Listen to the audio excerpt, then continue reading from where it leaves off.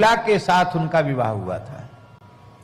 और जो उनकी पत्नी बहुला थी वो बड़ी रूपवती थी, वो उसमें आसक्त रहते थे, उनका मन और किसी काम में नहीं लगता था। स्वप्न में भी वो अपने बहुला का ही चिंतन करते थे और रानी उनके अनुसार नहीं चलती थी, पर वे रानी के अनुसार ही सदा चलते थे। वो कहे खड़े हो जाओ तो खड़े हो जाओ, कि बैठ जाए तो बैठ जाते। इस तरह से एकदम उसके अधीन होकर के चलते थे। पर इतना प्रयास करने के बाद भी वो रानी जो बहुला थी उत्तम की पत्नी, वो कभी उनके अनुकूल नहीं होती।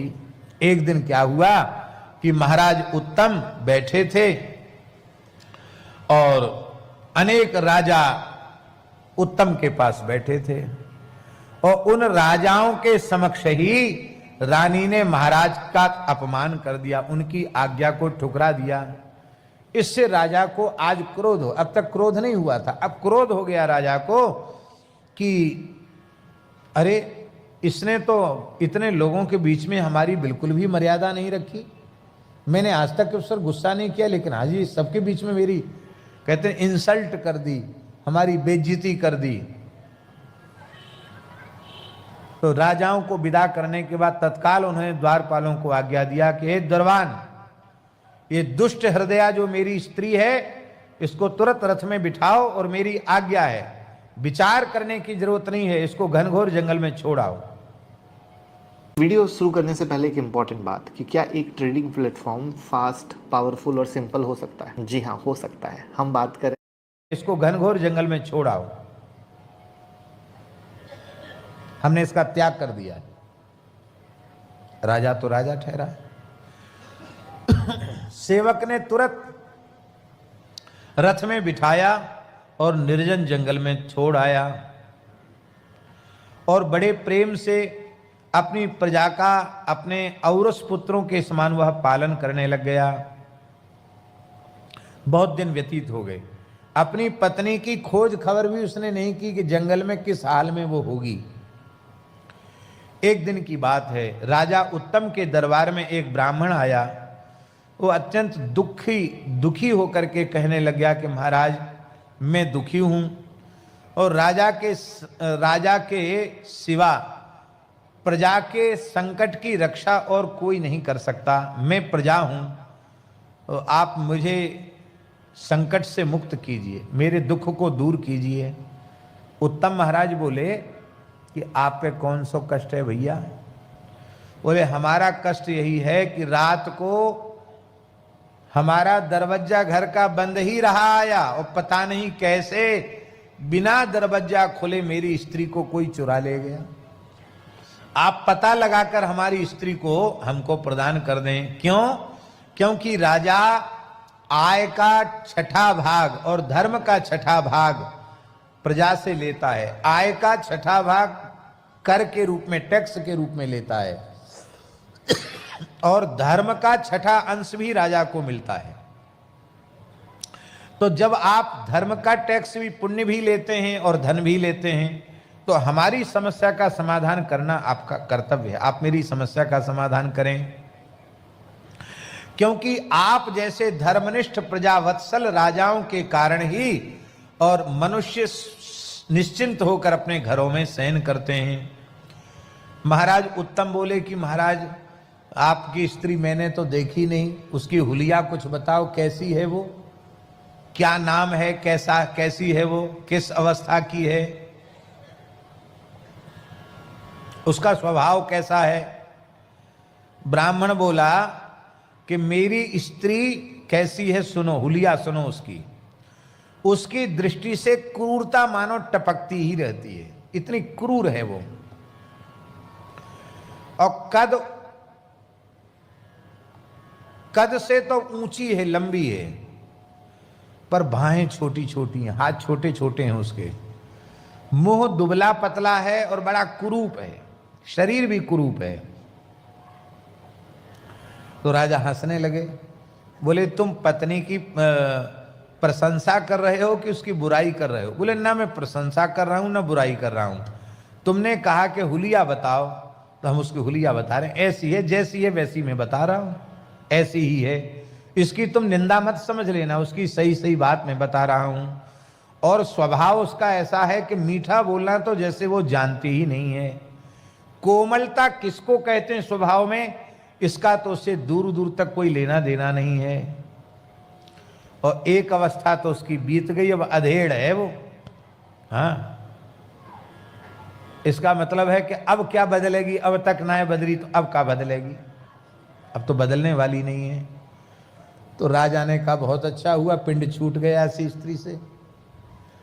बुरा बोलने वाली, सबके बीच में अपमान करने वाली, बात न मानने वाली, कुरूप, अच्छा हुआ पिंड छूट गया। ऐसी स्त्री को लेकर क्या करोगे?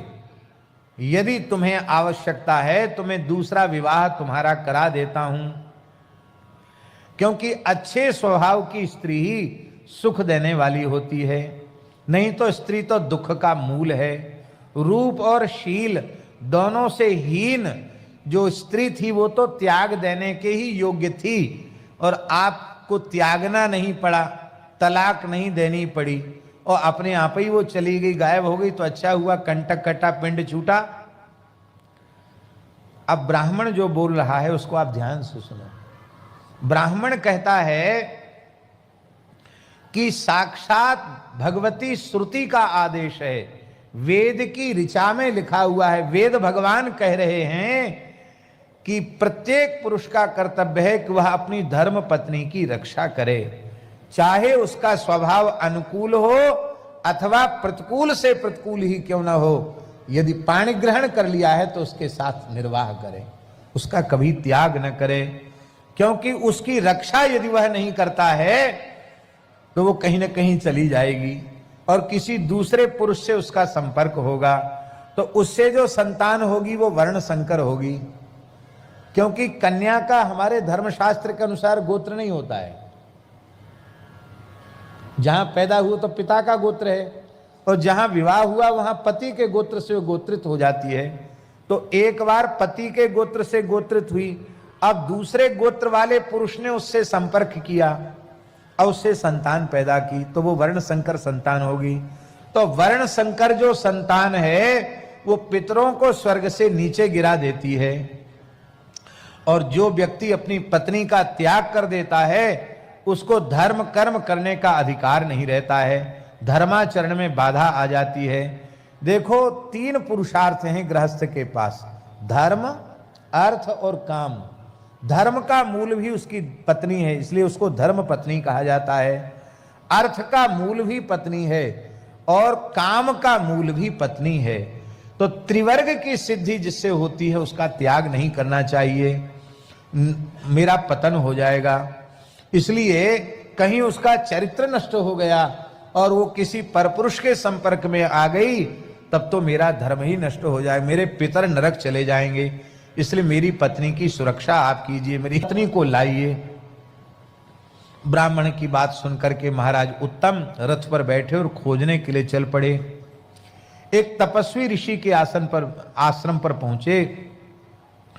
उस आश्रम में एक महापुरुष विराजमान थे, कुशा की आसन पर, बड़े तेजस्वी थे, अग्नि के समान तेजस्वी थे।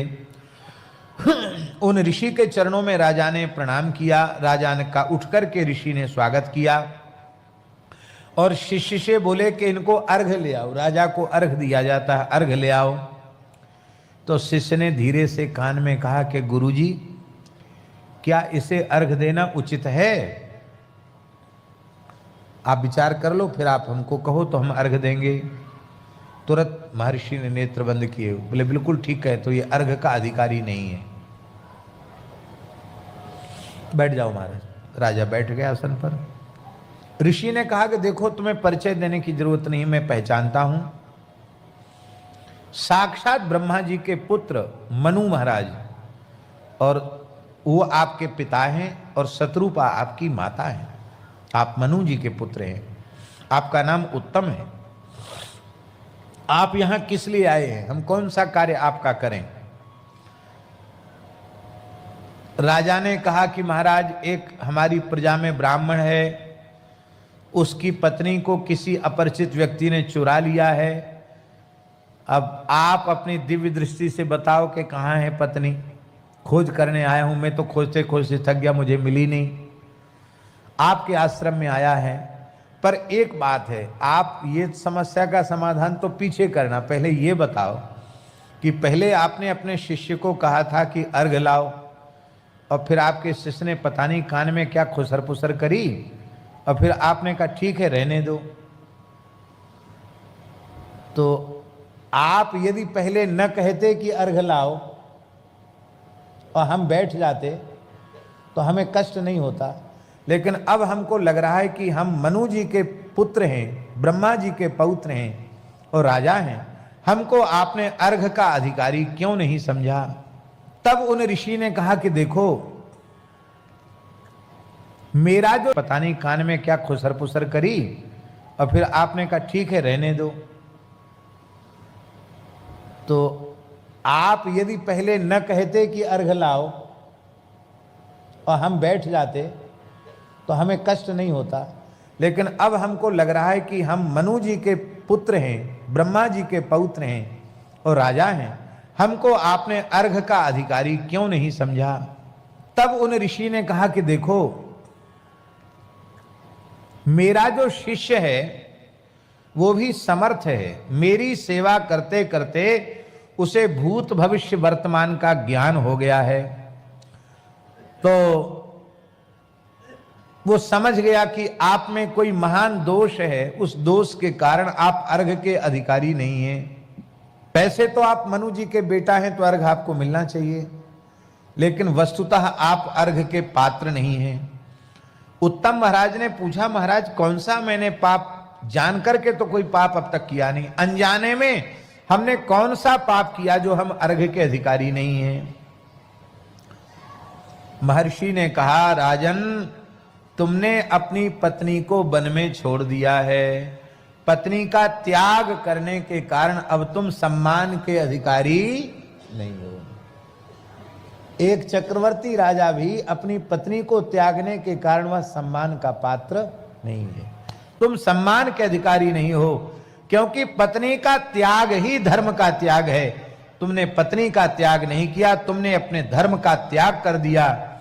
जो मनुष्य, कान खोलकर सुन लो, जो मनुष्य एक पखवाड़े तक संध्योपासन न करे, नित्य कर्म न करे, जप न करे, हवन न करे, वह मनुष्य अस्पृश्य हो जाता है। अस्पृश्य माने वो छूने के लायक नहीं रहता है।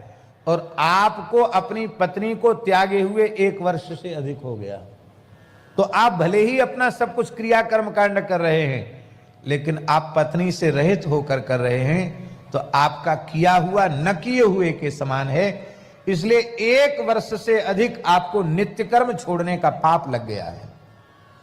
इसलिए आपको हम आसन दे रहे हैं, यही बहुत बड़ी बात है। आप अर्घ और पूजा के अधिकारी नहीं हो। 15 दिन तक नित्य कर्म छोड़ दे तो अस्पृश्य हो जाता। तुम्हारा 1 साल हो गया। कहते हैं, ऋषि कह रहे हैं कि पुरुष का कर्तव्य है कि वह सदा अपनी पत्नी के अनुकूल रहे। कैसे? बोले जैसे बुरे स्वभाव का होने पर भी पत्नी पातिव्रत धर्म का पालन करती है, पति के साथ गुजारा करती है, तो एक तरफ की ही जिम्मेवारी थोड़ी है, दोनों तरफ की जिम्मेवारी है। किसी भी स्थिति में पत्नी को पति का त्याग नहीं करना चाहिए, तो पति को भी किसी परिस्थिति में पत्नी का त्याग नहीं करना चाहिए। बुरे स्वभाव वाली पत्नी का भी पोषण धर्मनिष्ठ पति को करना चाहिए। तुमसे ये बहुत बड़ी भूल हुई है। तो जब आप स्वयं धर्म करते हैं और धर्म में प्रजा को लगाते हैं, और आप स्वयं ही धर्म से विचलित हो जाएंगे, तो आपको धर्माचरण में लगाएगा कौन? राजा ने कहा, तब तो बिल्कुल ठीक है, लेकिन अब हमारी पहले वाली समस्या का समाधान तो करो। ब्राह्मण की पत्नी चली गई है। ऋषि ने कहा, अद्रि के पुत्र बला नाम के राक्षस ने उसका अपहरण कर लिया है। वो उत्पलावत नाम के जंगल में आपकी पत्नी को रखे हुए है, वहां आप चले जाओ, वहां मिल जाएंगे, और उस पत्नी को लाकर आप ब्राह्मण को दे दीजिए, क्योंकि जिससे उस ब्राह्मण को भी पाप का भागी न होना पड़े। उत्तम वहां गए, वहां जाकर देखा तो वो नारियल खा रही थी। क्या खा रही थी? ब्राह्मण पत्नी नारियल। राजा ने पूछा तुम्हारा नाम क्या है, कैसे वन में आई? विशाल के पुत्र जो सुशर्मा नाम के ब्राह्मण हैं उनकी तुम पत्नी हो। तो उसने कहा कि मैं वनवासी अतिरात ब्राह्मण की पुत्री हूं और विशाल के पुत्र की पत्नी हूं। आपने मेरा नाम बताया, बिल्कुल ठीक बताया। ये दुरात्मा राक्षस मुझे हर के लाया है। मैं घर के भीतर सो रही थी और इसी ने मेरे भाई से मेरी माता से वियोग कराया है। मैं बड़ी दुखी रहती हूं और ना तो ये मेरा स्पर्श करता उपभोग करता है, ना मुझे खाता है, बस मुझे नजरबंद कर रखा है। मैं इसके घर में रहती हूं। राजा ने कहा कि तुम्हें छोड़कर राक्षस कहां गया? तुम्हारे पति ने ही मुझको तुमको लेने के लिए यहां भेजा है। उन्होंने कहा महाराज इसी वन में वो राक्षस निवास करता है। यदि आपको भय न हो तो आप इस वन के भीतर प्रवेश करके देख लो। तो राजा वन में प्रवेश किया तो उसको महल दिखाई पड़ा। उस महल में वो राक्षस था। राक्षस ने उठ करके राजा को प्रणाम किया और कहा कि आप राजा हैं धरती के और मैं राक्षस हूं, फिर भी आपकी प्रजा तो हुई हूं। राजा के यहां प्रजा के यहां राजा आ जाए तो प्रजा को उसको सत्कार करना चाहिए। हम आपकी क्या सेवा करें? राजा ने कहा कि तुमने हमारा सत्कार कर दिया, इसी से हम प्रसन्न हैं। तुम ब्राह्मण की स्त्री को क्यों उठा लाए हो? ये तुमने काम ठीक नहीं किया। और तुमने इसको उसका भोग भी नहीं किया और उसको खाया भी नहीं। उस राक्षस ने कहा कि कुछ ऐसे होते जो मनुष्य भक्षी होते हैं, कुछ नरभक्षी नहीं होते हैं। मैं नरभक्षी राक्षस नहीं हूं। मैं केवल पुण्य के फल को खाता हूं। मैं यज्ञों में जाता हूं और जहां कहीं यज्ञ में कोई अविधि हो जाए तो उस अविधि पूर्वक किए गए यज्ञ के पुण्य को मैं खा जाता हूं। तो जगह जगह जाता हूं कि कहीं कोई कमी होए तो सही तो मैं पुण्य खा जाऊं, वही मेरा भोजन है, पुण्य का भक्षण करता हूं। लेकिन ये जो ब्राह्मण है ना, ये इतना वेदों का पंडित है, अग्निहोत्री ब्राह्मण है। प्रत्येक यज्ञ में ऋत्विज इसी को बनाया जाता है और ये ऐसे मंत्रों का प्रयोग करता है कि हम उस यज्ञ में प्रवेश ही नहीं कर पाते। तो हम तो दुर्बल हो रहे थे, भूखे मर रहे थे। मैंने कहा इस ब्राह्मण के धर्म का लोप हो जाए तो इसके मंत्रों में शक्ति नहीं रह जाएगी। इसलिए इस ब्राह्मण की शक्ति समाप्त करने के लिए इसकी पत्नी को मैंने चोरी किया। राक्षस ने कहा महाराज मैं ब्राह्मण के धर्म का नाश करने के लिए इसकी पत्नी को चुरा करके लाया हूं।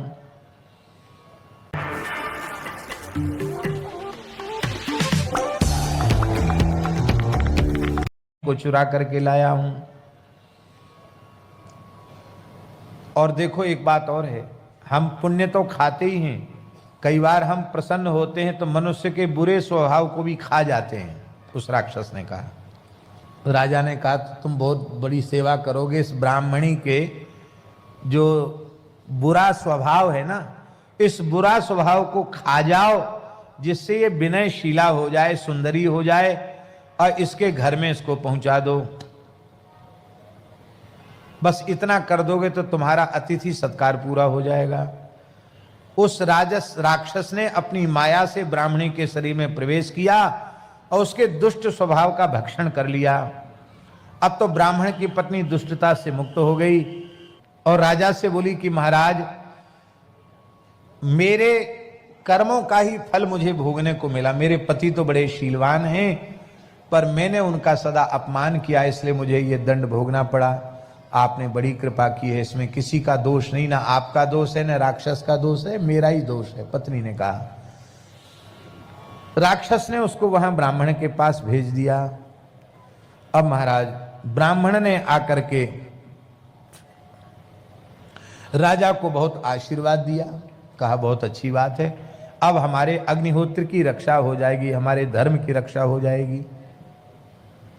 राजा उस राक्षस से एक बात कह के आए थे, उत्तम महाराज, कि मुझे कभी तुम्हारी जरूरत पड़े तो तुम आ जाना। कहा बिल्कुल ठीक, हम आ जाएंगे। ऐसा कह करके राजा चले गए, ब्राह्मण को पत्नी दे दिया। ब्राह्मण बड़ा प्रसन्न हुआ, ब्राह्मण ने आशीर्वाद दिया और उस समय राजा पुनः उन महर्षि के पास आया। उनके पास आकर के कहा, महाराज ब्राह्मण की समस्या का समाधान तो हो गया, पर आपने मुझे भी तो अर्घ नहीं दिया कि तुमने अपनी पत्नी को छोड़ दिया। तो हमारी पत्नी भी हम खुजवा रहे हैं लेकिन कहीं मिल नहीं रही है, वो कहाँ चली गई, आप बताओ। पत्नी के न रहने पर भी वह कर्मानुष्ठान करने के योग्य नहीं होता। तुमने पत्नी का त्याग करके अच्छा नहीं किया। जैसे स्त्रियों के लिए पति का त्याग अनुचित है, ऐसे ही पुरुषों के लिए पत्नी का त्याग भी सर्वथा अनुचित है। ऋषि ने कहा कि देखो, तुम्हारी पत्नी को न तो सिंह ने खाया न व्याघ्र ने खाया, तुम्हारी पत्नी रसातल में है और उसका चरित्र बिल्कुल नष्ट नहीं हुआ। वे बड़ी अद्भुत बात है। कौन ले गया उसको पाताल में? ऋषि ने कहा, नागराज कपोत उसको ले गया है कि तुम्हारी पत्नी को वन में भटकते हुए देखा, उसके सौंदर्य पर लोभित होकर के वह पाताल में वो कपोत नाम का नागराज ले गया। नागराज कपोत की पत्नी ने देखा है कि सुंदरी स्त्री को राजा ये नागराज लाया है, अपनी को पत्नी बनाएगा। उसने अपनी बेटी को कहा कि इसको महल में छिपा दो, राजा आए तो पिताजी आए, तुम्हारे पिताजी आए तो बताना मत। नागराज कपोत ने पूछा, कहाँ है वो स्त्री में लाया था? तो बच्ची कुछ बोली नहीं। तो पिता को क्रोध आया, बोले जा तू गूंगी हो जा। वो तो गूंगी हो गई, पर उसी ने छिपा के रखा है। बस राजा को समझ में आया, उसने उस राक्षस का स्मरण किया, राक्षस प्रकट हो गया। बोले तुम ले आओ उसको। राक्षस जो है वो पत्नी को राजा की ले आया और राजा को दे दिया। राजा का धर्म सुरक्षित हो गया। फिर राजा ने उस ब्राह्मण से कहा, बोले महाराज वो मेरी पत्नी कह रही है कि मेरी सखी गूंगी हो गई है,